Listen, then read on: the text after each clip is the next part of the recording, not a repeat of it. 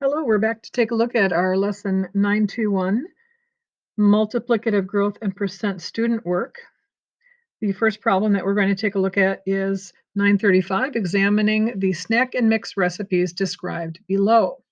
We have recipe A, ingredients are listed, and I've already gone ahead and I've totaled that recipe.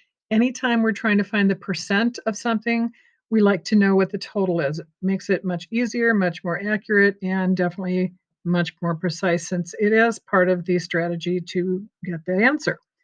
Recipe B, again, we have a bunch of different ingredients. This time we add almonds, have the total cups there at 20. Recipe C, 6 cups chocolate chips, all of my ingredients, including almonds, as well as we saw in recipe letter B. So we're going to try to calculate the portion of each mix below, each mix above,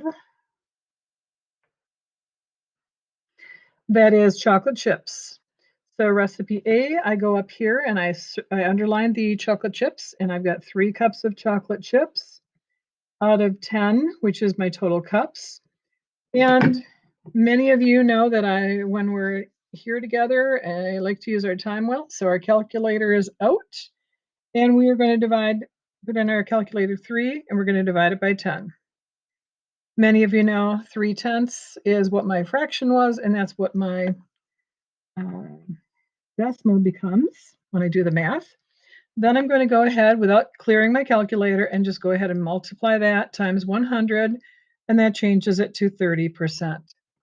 And it is that simple to change a ratio to a decimal to a percent. And that's connected to our portion webs that we've been doing all year.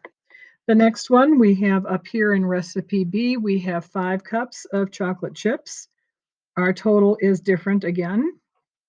We have our math. We can do this a couple of different ways. I'm just going to use the same strategy, doing 5 divided by 20. That's our part divided by our whole. And that gives us 25 hundredths. Multiplied by 100 gives us 25%. So far, recipe A has the highest percentage of chocolate chips. Recipe C, we are going to take the 6 cups divided by 25 in the total. 6 cups divided by 25 total. And that gives me 24. And I just want to double check that because sometimes my fingers are a little fast. Yep, 24 hundredths times 100 gives me 24%. So the recipe having the greatest concentration of chocolate chips is recipe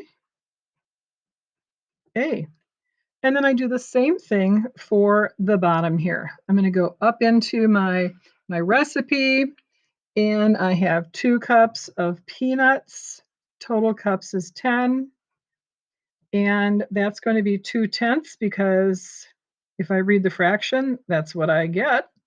And if I want to do the math, I can do that. 2 divided by 10 equals 2/10 times 100 gives me 20%. Recipe B, peanuts, is 7 cups. Total cups is 20. And I can do the math there. 7 divided by 20 gives me 35 hundredths times 100 gives me 35%. And my last one, again, 7 cups of peanuts, 25 cups total. Let's see what we get this time. 7 divided by 25 equals 28 hundredths times 100 gives me 28%. Which has the greatest concentration of peanuts? Changed it up this time, and it's recipe B. Then our last problem is which nuts will form a prism?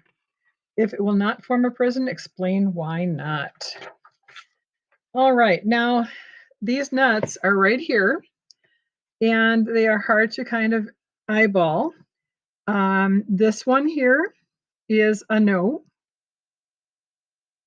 because we're going to end up having an open prism.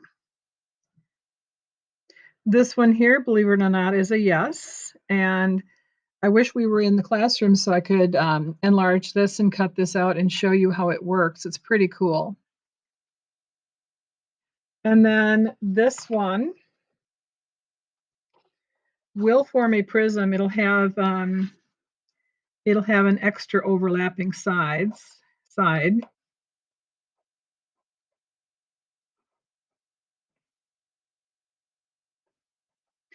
And then this one over here is also a yes. Pretty weird.